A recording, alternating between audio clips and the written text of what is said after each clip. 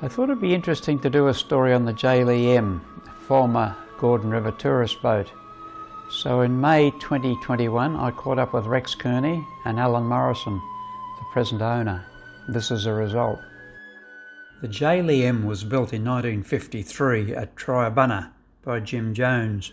She was built for Reg Morrison, who with his father and older brothers had sought that prince of boat building timbers, the Huon pine, amid the rainforest and wild rivers of the west coast of Tasmania.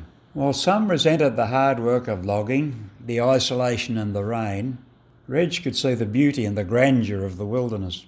Even when I was a young fellow, I always had ideas that one day that I'd run people up here to show them this river. That's when I built the boat that we're travelling on now. Small by today's standards, JLEM was big in her time. They all thought she was a bit of a ship when it first came. Yeah. Reg named her after his parents, James and Lee Morrison. She was originally a multi-purpose vessel. Yeah, well, I was only 13 when I first started on her. She was a big boat. She came into Strawn. And because after Reg used to run the Mayfair at the Gordon, she's 33 feet, and this one, she's like, quite a sizable vessel. Yeah. So it was quite a thing to be working on her. And of course, Reg, used to enjoy towing timber with her. She used to tow a lot of logs, and we cray-fished with her there for a few winters and tripped to Queensland in her, and had a lot of good memories. During the summer months, Reg kept her busy on the Gordon. She was the first to do scheduled trips on the river. The tourist industry had been growing all the time, but it just sort of started when the JLEM came here. The first of the coach tours came here.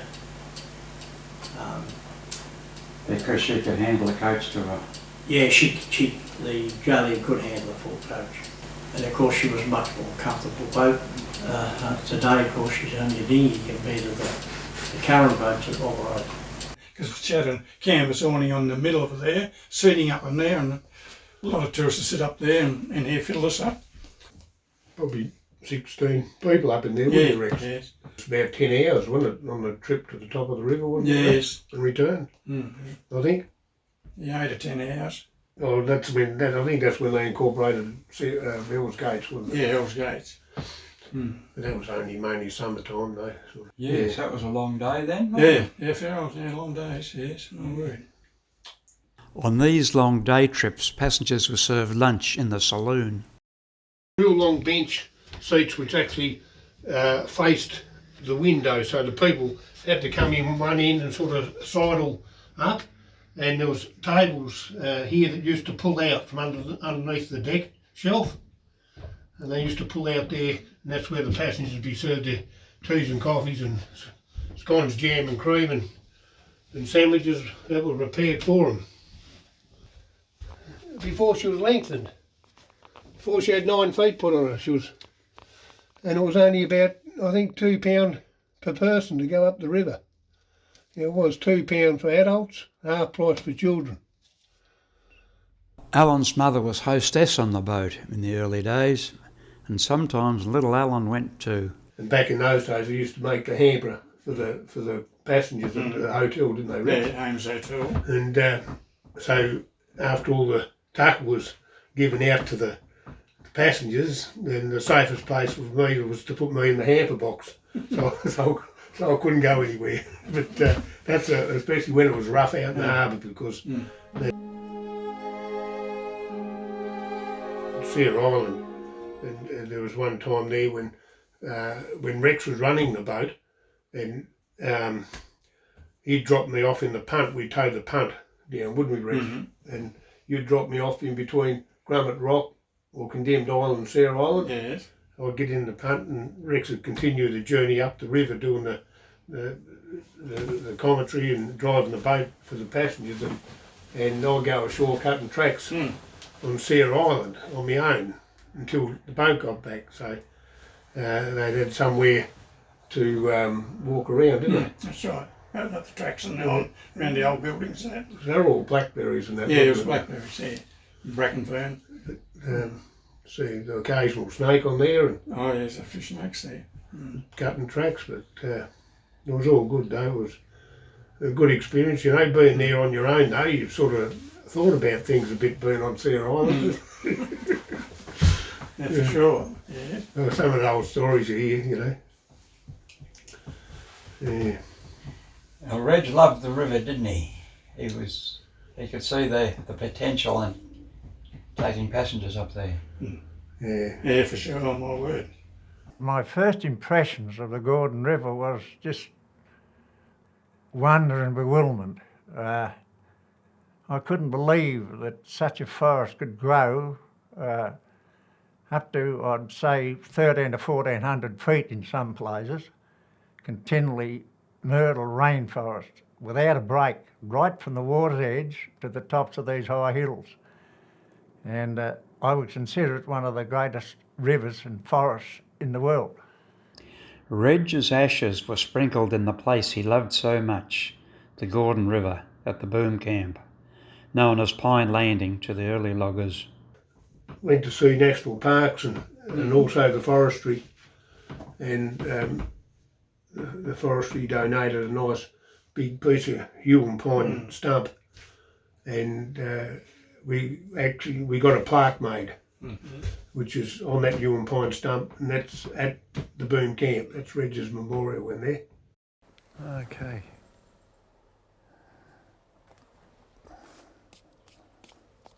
Reg Morrison, 1919 to 2011. A great riverman and last of the piners. Pioneer of Gordon River tourism. A wonderful and generous man. Ashes spread here at Boom Camp, 5th of March 2011. So Reg, he was a legend as a piner. Can you tell me a bit about his pining? He worked obviously in the early days with his older brothers and father, and he built a boom, a log boom here, to catch the Huon pine logs that came down in flood time. River. So I suppose this is an appropriate place. You know, you can really say Reg is looking at what's happening every day that he used to do. Yeah, because he loved this place. He really loved this place. He wanted the river looked after and preserved, you know. That's why he organised petitions and that, as regards to the Franklin River. The dam. Yeah, it was an interesting time, wasn't it, Rex? Back in those, 82, 83. What can you tell us about those times and the blockade and all that? Reg actually set aside the JLEM to cart the protesters up the river. So Reg, out of his own pocket, paid a full crew to get the protesters up the river. And no sooner they were going up there, they were being carted back by the police. So it was a bit of a, you know, there was times when we had a bit of a laugh and times when we had a bit of a cry, I suppose, you know, over some of the things that went on. But it was a big change back then with the township. It sort of split the west coast a bit, you know, because there's a lot of people that supported it and there's a lot of people that didn't want it to go ahead, you know. They wanted the preservation of the river, and there's a lot of people wanted jobs, which you can fully understand, you know, creating employment and stuff back in the day, but it was out of everyone's control, I suppose. It's basically what all the protesting that made it aware in the federal government that when Bob Hawke actually became leader and put a stop to the operation. So then they had to look at other avenues of creating work for those hydro workers and put them onto other sites, and also a lot of subcontractors on their rigs that bought bulldozers and that, and to you know, you can imagine how they felt, you know, outlaying a lot of money, and that gets stopped on them. So yeah, it's just a time that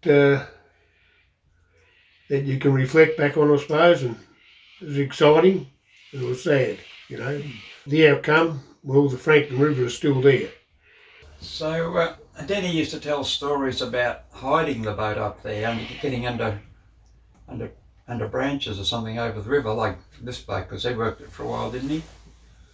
During the blockade? Denny actually ran this boat in the blockade.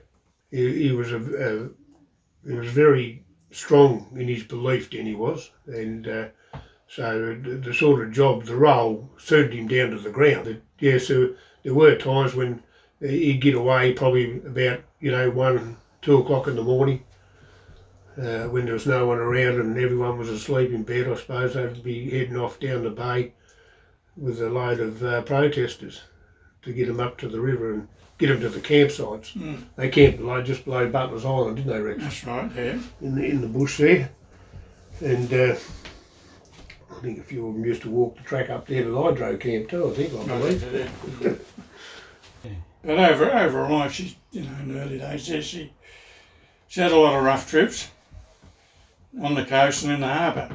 Yeah, she's done a lot of work and totaled a lot of logs. Yeah. Can you tell us about carting the timber for the Denison Star around from Strong? Yeah, we used to load up the lower dining room of a certain length and then real long planks along the decks outside. And generally picked north-west weather to run down the coast with, and around the corner and up into here. And there was just a jetty here somewhere, and she used to berth her in here. Because the boat, Denison Star, was built just over the hill here. Yes. At Kempy's yard? Yeah. We put that shed up. You backed her into the sawmill, didn't you? And shot the timber straight into it. Yeah. When we cut the planking, I was ready to take it down to Kettering Port here. I'd bring the JLEM along and back her in and slip the long plank stand into here, and then along the decks. Because we carried a fair bit of timber down there to build this. A 107-foot boat requires a lot of timber. Yeah. But this will carry it okay, no worries. It was pretty hollow down in here with planks, wasn't it? Yeah, oh yeah, stack it right up, yeah. And all cut at Morrison's Mill in Strong? Yeah, all at Morrison's Mill, my word. Yeah. So it's, what do they call that, vertical integration? Where he got the logs, cut the timber and built the boat, Yes, and used the boat.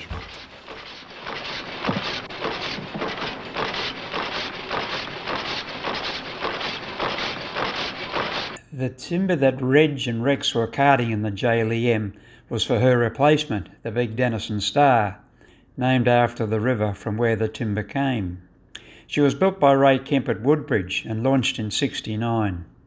And she changed the game altogether, the Denison. But back to the JLEM. Yeah, well this boat's all Huon pine, apart from the keel. The blue gum keel was cut at Darlington on Maria Island, and they floated it across. They had the log all squared up on the main wharf at Darlington, and they secured 44-gallon drums to keep the keel, to make sure that they got it to the, because blue gum green will go straight to the bottom. It won't float heavy as lead in it. Yes. And so they towed it across, and I think the 44-gallon drums, they had probably about half a dozen drums strapped to it, so it all bunged off, airtight, and they were just bobbing the surface of the surface, so they were nearly being pulled under as well. But they got the keel over to Triabunna, and where Jim Jones built it just up from the shore, from where the marina is there now, and he completed the hull, and then it was towed by a fisherman down through the Dunalley Canal, wasn't it? And to Battery Point. That's Jock Muir there, standing on the rock, having a look at the boat before they put her in the shed. Oh yeah, right. She was tied up to one of Jock's moorings out there, I think, in at Muir's boatyard, that shot, where she had all the superstructure and the sponsons and the handrails and the windows and the engine and everything went in her. They done a marvellous job. There's a lot of people worked at Battery Point in the shipbuilding over the years. So, as Alan said, she's almost all Huon pine, planking, ribs, deck and the fit out. I didn't think of it at the time, but I later asked Alan to send me some photos from down below. Here we are, right in the stern of the JLEM.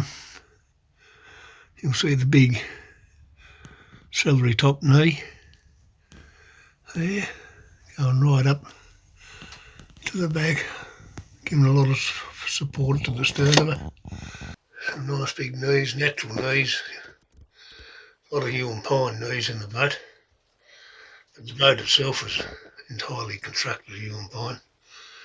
You'll notice the big boards there, 15-inch Huon pine boards, 1.5 inch thick, across the transom of it. You can see a good view of one of the stringers, 6x2.5s, all Huon pine, the stringers. Thick beams are about 5x3s, all Huon as well. Huon pine boat, well, we've got to have a Huon pine bed. And what year? That would have been in, she was completed in 1953, because in the logbook that Reg has got on board, or is still on here somewhere, she done a first trip on the Gordon in January 1954. It's in the logbook. I think he only had about 8 or 10 passengers, I think, first trip. Yeah. Because of passengers to sign the book.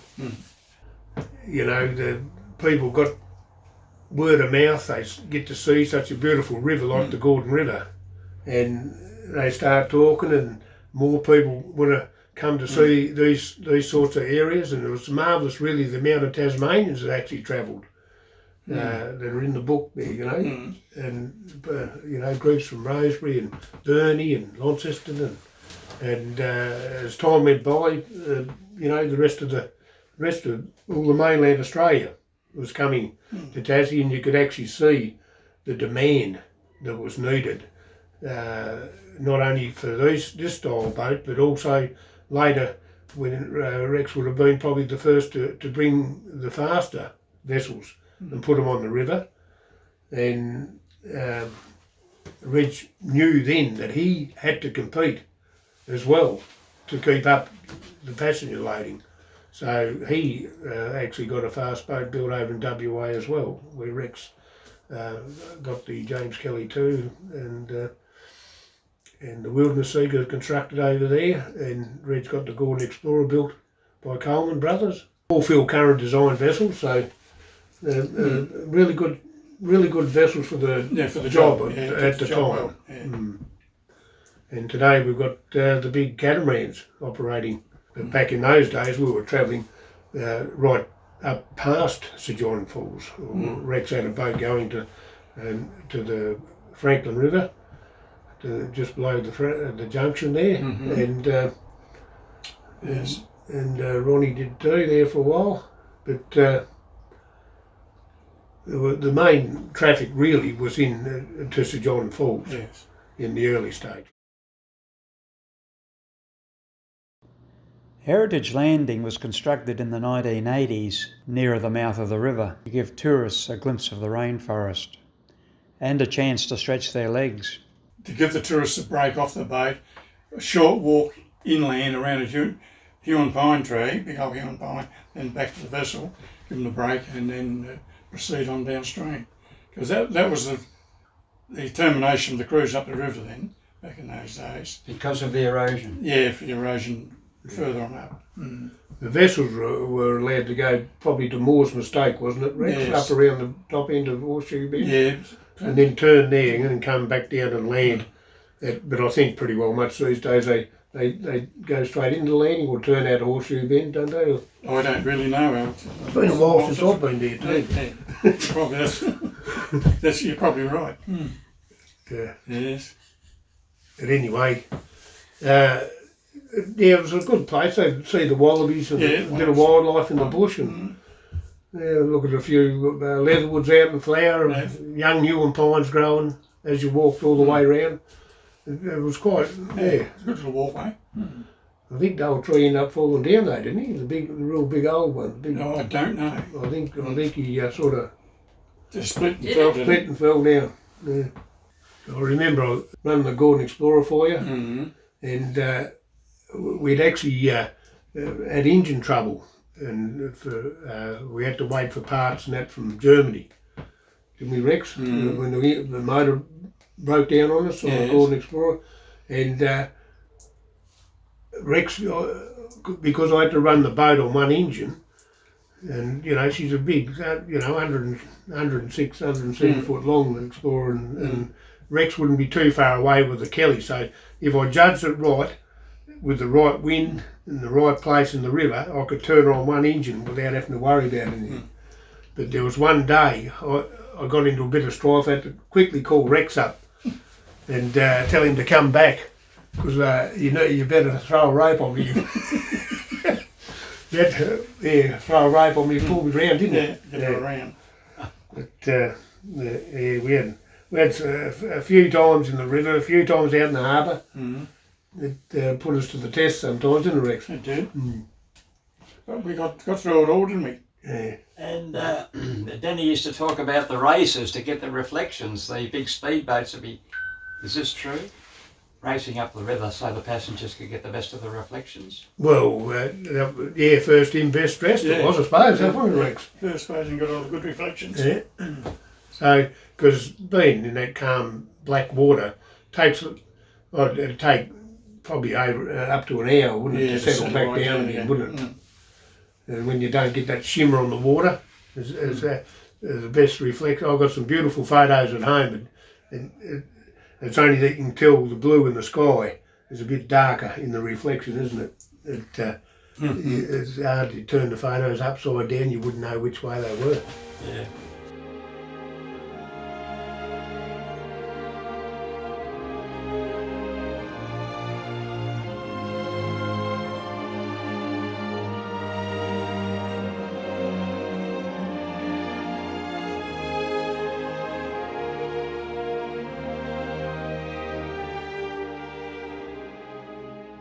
To go back a little further, Reg and his brothers bought the little cruise boat Mayfair from Harry Grining in the 1940s. They used it for passengers and log towing. The Grining family's connection with chartering from Strahan goes back much further, way back to the 1890s when Harry Grining built a boat named the Eagle. He used the Eagle for doing charter work, taking people wherever they wanted to go around the harbour, virtually chartering. And then there was people that wanted to go for tourist trips in those days. There was a few of them kicking around. They'd come to Strahan and they'd want to go somewhere, so he used to take them in his little boat. And it finished up at he built the Eagle, and he found she wasn't big enough in the finish, so he had to lengthen her. And he did lengthen the boat, and of course that was it. There was quite a lot of other boats followed her. Harry Grining went on to build many boats, including pinnace punts, used for logging in the Gordon. His last boat was the Mayfair, built in 1936, as previously mentioned. But that was Harry's last boat. He never built another boat after the Mayfair. He was getting quite on those days. Reg replaced the Mayfair with a JLEM in '54. Chartering was fairly seasonal those days, so he put her to other work in the off-season, no doubt to reduce the bank loan. Yeah, well, we'd go down in the winter months and form the raft. And the biggest raft she towed was 500 logs, and that was quite a feat for her, yes. They'll guard her down there, didn't miss a beat, and slugs away all the way up to Strahan with them. Were you ever involved in rafting up logs, Alan? Yeah. Can you explain the art of putting a raft together? Well, we go ashore to find a few logs, as Rex would have done, and we'd go ashore in the punt and find whatever logs we could and run a rope to them and pull them out into deeper water. And then we'd probably drive a dog into them, just tie them up loosely just to keep them together. Yeah, and when we've got a considerable amount of logs, you'd drive the dog, which was a steel wedge with an eye in it, and run the wire straight through the centre of the raft, the centre of the logs, and so the logs are actually towed crossways to the stern, so they were just like a ladder behind it, all bunched up together. Were they, Rick? Yes. Yeah. And yeah, there was one time there we got a small raft behind Sarah Island, which and I would have probably only been about 13 or 14, and coming down and working with Reg in the summertime when I wasn't at school. And you know, back then probably Rex was running the Denison Star, and we was probably down there in the fine weather gathering some logs around the mouth of the Gordon River and towards Kelly Basin and Birch's Inlet, and back up towards Sarah Island where a lot of logs used to go on that western side a bit, didn't they, Rex? Yes, they did. And we had probably about, I reckon probably about 16 or 17 logs in a small raft, and I was in the punt. Reg was on the back of the JLEM, and he yelled out to me to grab the logs because I was drifting away, and we wanted to secure a rope all the way through the dogs and put them onto the JLEM. So we only had a small rope hanging, keeping all the logs contained together. So when he said grab the logs, I just picked up the axe and I drove it straight into the log to hold it, and I cut straight through the tow line. So that was one instance. I wasn't a very popular person in Reg's eyes, that's for sure. You wouldn't have been. A lot of work of the pining was actually done in the Denison River in the later stages, wasn't it, Rex? You know, just probably a little bit before the Denison Star, and that was because a lot of the logs that came out of there went into the construction of it. Yeah, they did. You were involved with rafting and that, were you? Yes. What can you tell us about it? Well, we'd obviously do the summer run with the tourists at the Gordon, of the JLM here, and winter time. Go down the Gordon and around the shores of the harbour rafting up logs. And that was a yearly event. And after that, we'd take the vessel around to Hobart then for an annual sleeping and survey, and back to Strawn for the tourist season. Yeah, so the boat used to do a fair bit of work. Oh, single engine old Gardner, never missed a beat. Yeah, almost. Yeah. Yeah, been a good old engine for it. Oh, yeah, very good. Because Reg changed over the engines, didn't he, in 1958? Yeah, 58. When she was lengthened. Pulled the force in the Gardner out and put a 6-cylinder in and lengthened by 9 feet. Yeah. Up at Prince of Wales Bay up the river. And who did the work? Jack Behrens. He was a shipmaster, shipwright. Good tradesman? Yeah, yes, he's lengthened. She's never, regretted it. Put massive knees in there to hold it all together. Yeah, hold it all together, big knees down those tie all together. The extra length was added to the stern. Hence, the aft cabin top was raised to allow headroom, which altered her appearance. Here she is before lengthening and after, with the raised cabin aft. So can you tell us about cray-fishing in our Rex? Yeah, with a few winters there we decided to go and have a go at the crays, and we did pretty well really, because it was mainly shallow water work, dinghy work, take the crays in and then the whole rowing punt, and set the pots right in close, and we used to catch a fair few crays and bag them up and put them downstairs in the dining room, keep them alive down there for 3 or 4 days. And nice big half bags. Yeah, it's half bags. And we got a good load. We bring them in strong. And didn't Billy Dennis too? He used to bring some in for you too, didn't he, Bill? Yes. We caught quite a few crays in the winter time. How many pots would you be using? 30. Yeah, around 30 pots all stacked out in the deck. But the main work was handwork, going around off the deck of the boat in shallow water or in the punt, rowing around in the gulches and that. Big crays too. Yeah, I had good big crays, big ones. Because, there wasn't a lot of fishermen working the coast in those days. We had a run of it. Yeah, I remember Dad telling me that once they bought a load of crays in on a boat and they had to give half of them away because they couldn't sell them in the early days. Yeah, no market for them. And that's up at the Conical Rocks. That would have been when Rex and Reg and that were up there doing a bit of crane. They had the small punt there with them. And that's when the wheelhouse, you'll notice, it was all varnished. All the cabin, all the superstructure was all varnished because it's all solid Huon pine. And can you tell us about that incident down in the gulch there? Oh, Mulcahy Gulch. Yeah, I was looking for Brian Huon. And we'd been down to try.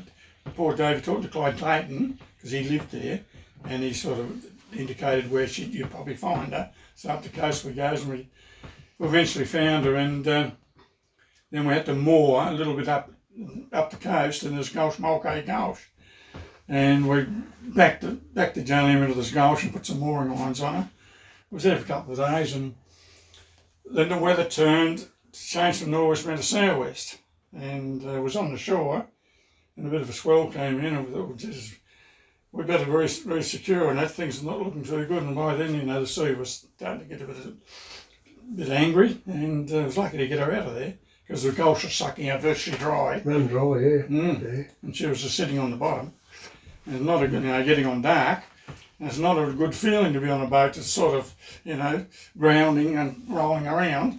So we got her out, and then down to Davey. Tell us about cutting the wires, the mooring lines. Let the anchor go too. Yeah, let the anchor go, and because when the gulch filled up, you had to, get the ropes, top the ropes off pretty quickly, so you could go out with the run of the gulch. With the axe. With the axe, yeah. My word.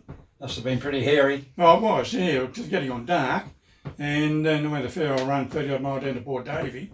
Yeah, it was nice to get into Davey. It would be. Calm water. Yeah. Went back up a couple of days later, didn't you? Yeah. Got the anchor? Yeah, got the anchor. Got all the ropes in that back, we left behind. Yeah, so we pretty well much used to work the tourist season until later on Rex moved on to his own operations with vessels, and Reg gave me a pretty well much a permanent job at the age of 15 and a half, 16 I was. And I stayed with Reg for a long time, working the boat, and naturally you learn a lot because he was a very knowledgeable man. Reg with timber and everything, wasn't he? And He was. Bushman, and he was a bloody good seaman.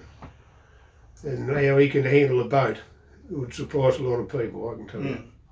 He was a good boat handler, and I think that's how we managed to get to where we are now. Probably, yeah, that's for sure. Yeah. Reg and the boys had to bring the boat to Hobart every year for annual slipping. The trip back to Strahan via the south and the west coasts could often be rough. I've taken these bits of video on my boat, but anyone who's taken photos of waves will know that a photo doesn't do it justice. A two-dimensional photo doesn't do it justice. It tends to flatten the sea out. You can't get a true feeling of what sea conditions are like.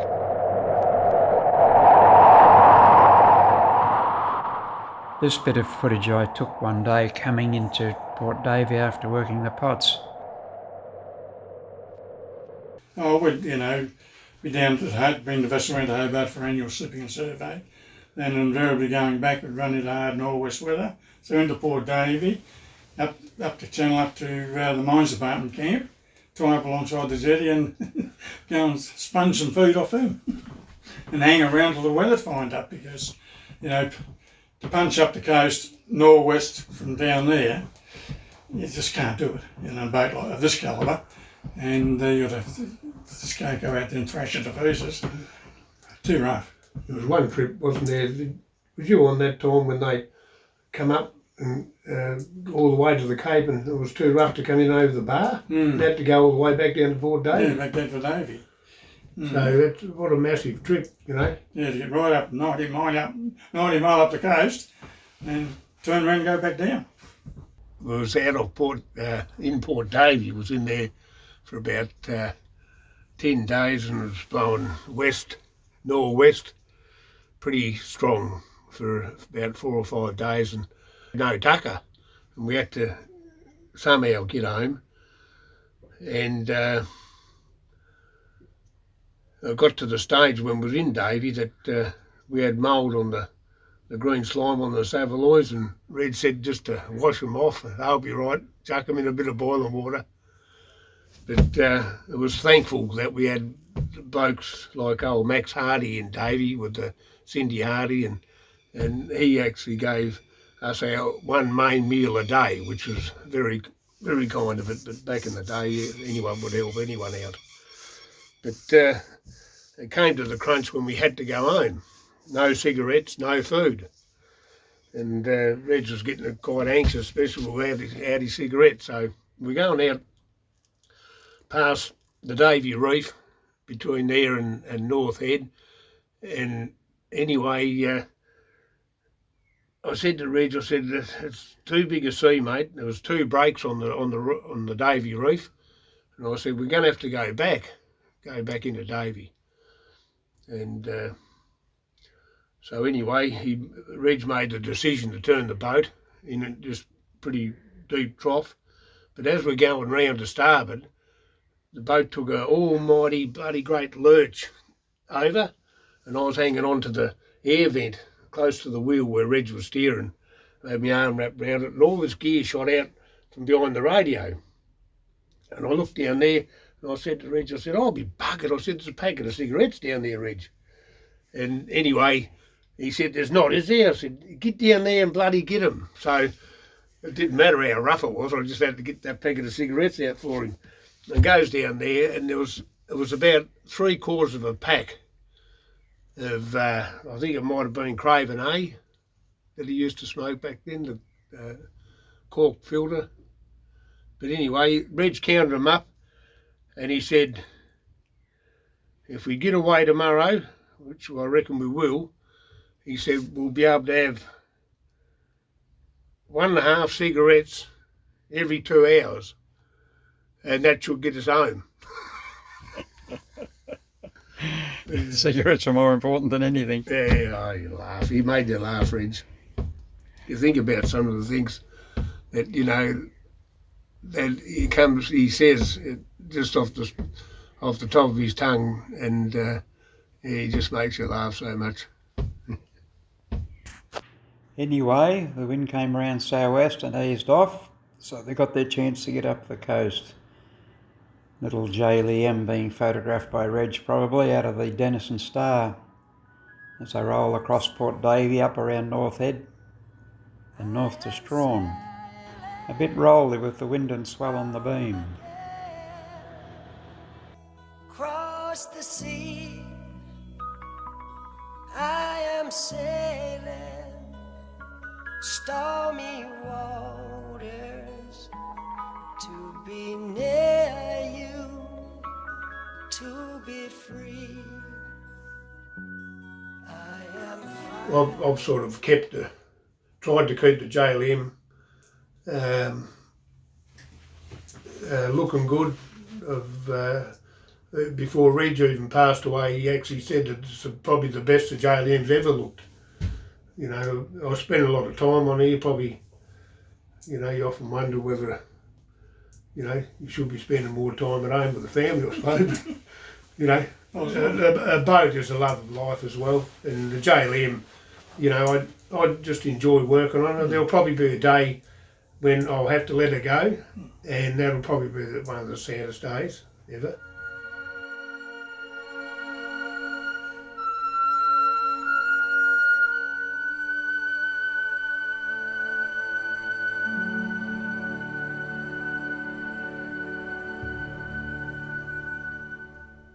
For more on the colourful history of pining on the west coast of Tasmania, there's 2 Men in a Punt in the wake of the Huon Piners, which I did with Reg Morrison back in 2015. Ronnie's a living encyclopedia on the subject. There's the Piners Archive, stories from Tasmania's wild rivers. That's all the interviews I did with the Piners back in the early 2000s on all sorts of subjects. And there's the Huon Pine story, a history of harvest and use of a unique timber, which I did with Harry McDermott of Strawn back in 2000, published in 2000. All available from Boat Books Australia on 02 94 39 11 33.